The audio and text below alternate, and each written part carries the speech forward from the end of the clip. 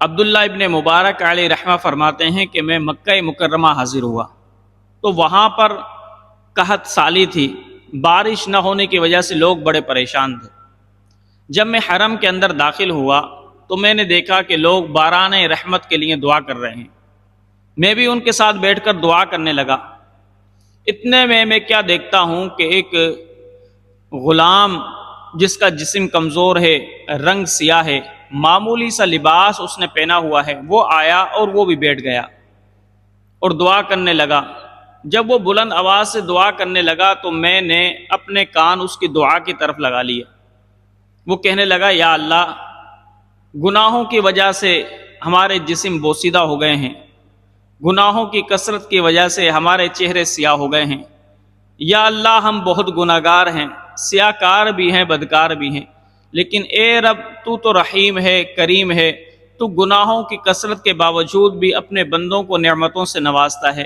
یا رب، یہ گناہگار بندہ تیری بارگاہ میں التجا کرتا ہے کہ ہمیں بارش کی ضرورت ہے، یا اللہ ابھی بادل آئیں اور ہم پر برس جائیں۔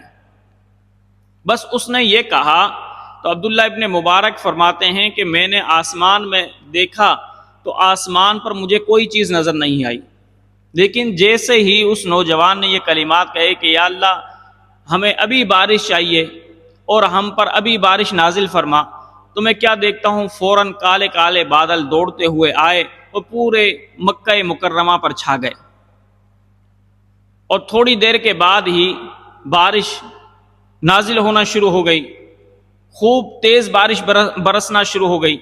وہ نوجوان غلام زادہ اللہ کی بارگاہ میں دعائیں کرتا رہا اور کچھ تسبیحاتیں پڑھیں، پھر وہ روانہ ہو گیا۔ عبداللہ ابن مبارک فرماتے ہیں کہ میں بھی اس نوجوان کے پیچھے ہو لیا کہ میں دیکھوں تو صحیح کہ اس کی منزل کہاں ہے۔ تو وہ نوجوان ایک گھر کے اندر داخل ہوا تو میں نے جب اس کی جگہ کو پہچان لیا تو میں واپسی مڑا اور حضرت فضیل بن عیاض کے پاس آیا اور آ کر میں رونے لگا۔ تو فضیل بن عیاض علیہ رحمہ نے مجھ سے پوچھا کہ عبداللہ کیوں رو رہے ہو اور کیوں پریشان ہو؟ تو میں کہنے لگا کہ ہم سے تو وہ نوجوان ہی اچھا ہے کہ اس کی اللہ سے ایسی دوستی ہے کہ اس نے اللہ کی بارگاہ میں صرف سوال کیا اور کہا کہ یا اللہ ابھی بارش نازل فرما، تو اللہ نے اس کی دعا کو فوراً قبول کر لیا اور فوراً ہی بارش برسنا شروع ہو گئی۔ عبداللہ ابن مبارک علیہ رحمہ نے جب یہ کہا تو فضیل بن عیاض نے کہا، لگتا ہے وہ تو کوئی مرد خدا ہے، ہماری بھی ملاقات کراؤ اس سے۔ عبداللہ ابن مبارک نے کہا کہ اب تو رات ہو چکی ہے، صبح کو میں لے کر آؤں گا، پھر آپ اس سے ملاقات کر لیجئے گا۔ جب صبح ہوئی عبداللہ ابن مبارک روانہ ہوا اور اس منزل پر پہنچ گیا تو وہاں پر دیکھا کہ گھر کے باہر ہی ایک بوڑھا آدمی چٹائی بچھائے ہوئے بیٹھا ہے، اور جب عبداللہ ابن مبارک وہاں پر پہنچے تو اس شخص نے عبداللہ ابن مبارک کو پہچان لیا۔ تو وہ کہنے لگا، اے عبداللہ ابن مبارک، تمہارا آنا مبارک ہو، تم کیوں آئے ہو میرے پاس؟ تو میں نے اس سے کہا کہ مجھے ایک غلام کی ضرورت ہے، کہ آپ کے پاس کچھ ایسے غلام ہیں کہ جن کو آپ بیچنا چاہتے ہیں؟ تو وہ بوڑھا کہنے لگا، ہاں میرے پاس غلام ہیں، میں ان کو بلاتا ہوں، جس کو چاہو تم خرید لو۔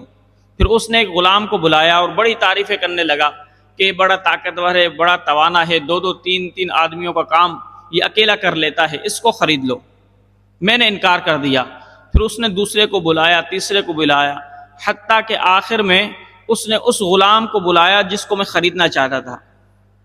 جب میں نے اس بوڑھے سے کہا کہ میں اس غلام کو خریدنا چاہتا ہوں تو وہ بوڑھا کہنے لگا، میں اس غلام کو تو نہیں بیچوں گا، اس لیے کہ یہ تو بہت ہی مبارک ہے، میرا کوئی نقصان نہیں کرتا، اگر محنت مزدوری کرتا ہے اس سے جو پیسے ملتے ہیں اسی سے یہ اپنے لیے کھانا خریدتا ہے، اور میرا کھانا کھاتا نہیں، اور کبھی بھی میری برائی نہیں کرتا، اور کم گو ہے، ہمیشہ اللہ کی عبادت میں لگا رہتا ہے، ذکر و اذکار کے اندر لگا رہتا ہے، کثرت کے ساتھ روزے رکھتا ہے، یہ تو بہت ہی نیک ہے، اس غلام کو تو میں نے برکت کے لیے رکھا ہوا ہے، اس کو میں نہیں بیچ سکتا، اور اس کے علاوہ جتنے تم غلام چاہو تم خرید لو۔ اللہ اکبر۔ تو عبداللہ ابن مبارک نے کہا اس بوڑھے سے کہ میں حضرت فضیل بن عیاض اور سفیان ثوری کے لیے غلام خریدنا چاہتا ہوں، اور وہ غلام بھی جس کو میں نے پسند کیا ہے وہی خریدنا چاہتا ہوں، تو کیا آپ چاہتے ہیں کہ میں سفیان ثوری اور فضیل بن عیاض کے پاس خالی ہاتھ لوٹ جاؤں؟ وہ بوڑھا خوش عقیدہ تھا، فضیل بن عیاض اور سفیان ثوری کی بڑی عزت کیا کرتا تھا۔ وہ کہنے لگا اچھا اگر آپ نے ان کا نام لیا ہے تو پھر میں آپ کو اجازت دیتا ہوں کہ آپ یہ غلام خرید لیں۔ عبداللہ ابن مبارک نے پیسے دیے اور وہ غلام خرید لیا۔ اب عبداللہ ابن مبارک آگے آگے چلنے لگے، وہ غلام پیچھے پیچھے چلنے لگا۔ کچھ دیر کے بعد اس غلام نے آواز دی تو عبداللہ ابن مبارک نے کہا لبیک، تو وہ غلام کہنے لگا اے عبداللہ ابن مبارک، لبیک تو مجھے کہنی چاہیے، میں غلام ہوں، آپ میرے مالک ہو، آپ لبیک نہ کہو، مجھے شرمندہ نہ کرو۔ عبداللہ ابن مبارک نے کہا نہیں نہیں، میں نے کوئی شرمندہ نہیں کیا، بلکہ میں نے تو حسن اخلاق کا مظاہرہ کیا ہے۔ تو وہ غلام کہنے لگا اے عبداللہ ابن مبارک، ایک سوال کا جواب تو مجھے دیں۔ تو عبداللہ ابن مبارک کھڑے ہو گئے، کہا پوچھو کیا پوچھنا چاہتے ہو؟ وہ غلام کہنے لگا اے عبداللہ ابن مبارک، مجھ سے بڑے بڑے طاقتور غلام موجود تھے، مجھ سے زیادہ حسن والے غلام موجود تھے، میں تو کمزور لاغر کام بھی نہیں کر سکتا، پھر بھی تم نے مجھے کیوں خریدا ہے؟ کام والے غلام کو کیوں نہیں خریدا؟ تو عبداللہ ابن مبارک نے فرمایا میں اللہ کی بارگاہ میں توبہ کرتا ہوں کہ تم سے کام لوں، میں نے تو تمہیں اس لیے خریدا ہے کہ تمہیں خرید کر آزاد کروں گا، تمہاری شادی کراؤں گا اور تمہارا گھر بساؤں گا اور تمہارے لیے گھر تعمیر کر کے دوں گا تاکہ تم خوشحال زندگی گزارو۔ تو وہ غلام کہنے لگا اے عبداللہ ابن مبارک، اتنی مہربانی مجھ پر کیوں؟ تو عبداللہ ابن مبارک نے کوئی جواب نہیں دیا۔ تو وہ غلام کہنے لگا اے عبداللہ ابن مبارک، سچ سچ بتائیے گا، میں آپ کو قسم دیتا ہوں، کیا آپ کو میرے تعلق باللہ کا پتہ لگ گیا ہے؟ تو عبداللہ ابن مبارک نے کہا اگر تم نے قسم دی ہے تو ہاں، مجھے تمہارے تعلق باللہ کا پتہ لگ گیا ہے کہ جو تمہارا تعلق اللہ کے ساتھ ہے، اللہ تیری دعا کو فوراً قبول کرتا ہے، مجھے اس تعلق کا پتہ لگ گیا ہے۔ جیسے ہی اس غلام کو کہا، وہ غلام رونا شروع کر دیا اس نے، اور کہنے لگا یا اللہ، میں تو یہ چاہتا تھا کہ لوگوں کو میرے اور تیرے متعلق جو معاملات ہیں وہ پتہ نہ لگیں، لیکن یا رب اب مخلوق کے سامنے میرا تعلق باللہ ظاہر ہو گیا۔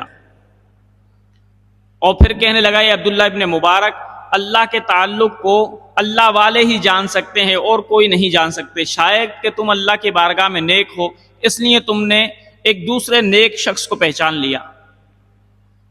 یہ کہنے کے بعد وہ غلام کہنے لگا اے عبداللہ ابن مبارک، اچھا اب ایسا کرو، میں چند نوافل ادا کرنا چاہتا ہوں جو گزشتہ رات میں نے ادا نہیں کی، کیا آپ اجازت دیتے ہو کہ یہ جو سامنے مسجد ہے میں اس کے اندر داخل ہو جاؤں، نوافل ادا کر لوں؟ تو عبداللہ ابن مبارک کہنے لگے فضیل بن عیاض کا گھر قریب ہی ہے، آپ وہاں پر ادا کر لینا۔ تو وہ غلام کہنے لگا پتہ نہیں شاید وہاں تک پہنچ سکوں یا نہ پہنچ سکوں، اگر ابھی وقت ہے تو ابھی ادا کر لیتا ہوں۔ عبداللہ ابن مبارک نے اس کو اجازت دے دی۔ وہ غلام گیا، مسجد کے اندر کچھ نوافل ادا کیے، پھر آواز لگائی اے عبداللہ ابن مبارک، کیا آپ کو مجھ سے کچھ کام ہے، کوئی حاجت ہے؟ تو عبداللہ ابن مبارک نے فرمایا نہیں، مجھے کوئی حاجت نہیں ہے۔ تو وہ غلام کہنے لگا پھر اگر حاجت نہیں ہے تو میں اب اجازت چاہتا ہوں، میں جا رہا ہوں۔ ابن مبارک نے فرمایا کہاں جا رہے ہو؟ تو وہ غلام کہنے لگا جب تک میرے تعلق باللہ کا لوگوں کو پتہ نہیں تھا تو میں اس دنیا کے اندر رہنا چاہتا تھا، لیکن اب میرے تعلق باللہ کا لوگوں کو پتہ لگ گیا ہے، اب میں آخرت کو ترجیح دے رہا ہوں۔ یہ کہا اور اللہ کی بارگاہ میں دعا کی کہ یا اللہ اب میرا راز فاش ہو چکا ہے، یا رب اب میں آخرت کو ترجیح دیتا ہوں، مجھے تو اپنے پاس بلا لے۔ اس غلام نے یہ کہا اور فوراً ہی عبداللہ ابن مبارک فرماتے ہیں وہ گرا اور اس کی روح کفسر انصری سے پرواز کر گئی۔ تو ایسے اللہ والے ہوتے ہیں کہ اللہ رب ذوالجلال نہ شکل کو دیکھتا ہے، نہ صورت کو دیکھتا ہے، اور نہ حسب کو دیکھتا ہے، نہ نسب کو دیکھتا ہے۔ اللہ کی جو بھی عبادت کرتا ہے، اللہ کی جو بھی فرما برداری کرتا ہے، وہ اللہ کا مقرب بن جاتا ہے۔ اور اللہ رب ذوالجلال نے قرآن مجید میں ارشاد فرمایا ان اکرمکم عند اللہ اتقاکم، کہ اللہ کے نزدیک معزز وہ ہے، عزت والا وہ ہے کہ جو سب سے زیادہ متقی ہے، پرہیزگار ہے۔ تو اگر رنگ کا کالا بھی ہو، حبشی بھی ہو، غریب بھی ہو، جسم کمزور بھی ہو، لیکن اگر تقوی اختیار کرتا ہو تو وہ شخص بھی اللہ کے قریب ہو جاتا ہے۔ ہم بھی اگر اللہ کے قریب ہونا چاہتے ہیں تو ہمیں کیا کرنا ہوگا؟ ہمیں تقوی اختیار کرنا ہوگا، کیونکہ جو شخص تقوی اختیار کرتا ہے وہ اللہ کے قریب ہو جاتا ہے۔ اور اللہ کے قریب کون شخص ہوتے ہیں کہ جو تقوی اختیار کرتے ہیں؟ اور دعائیں کب قبول ہوتی ہیں؟ حضرت ابراہیم بن ادم علیہ رحمہ سے پوچھا گیا کہ حضور دعائیں کب قبول ہوتی ہیں؟ تو ابراہیم بن ادم نے فرمایا تقوی اختیار کرنے سے۔ اور تقوی انسان کب اختیار کرتا ہے؟ کہ جب اپنے پیٹ کو حرام لقمے سے محفوظ رکھتا ہے، اپنی نگاہوں کو حرام چیزیں دیکھنے سے محفوظ رکھتا ہے، اپنے کانوں کو برائی سننے سے محفوظ رکھتا ہے۔ جب ان تمام چیزوں کو برائیوں سے محفوظ رکھتا ہے تو وہ شخص تقوی والا ہوتا ہے۔ جب وہ تقوی اختیار کر لیتا ہے تو وہ اللہ کی بارگاہ میں جو بھی دعا کرتا ہے، اللہ رب ذوالجلال اس کی دعا کو فوراً قبول فرما لیتا ہے۔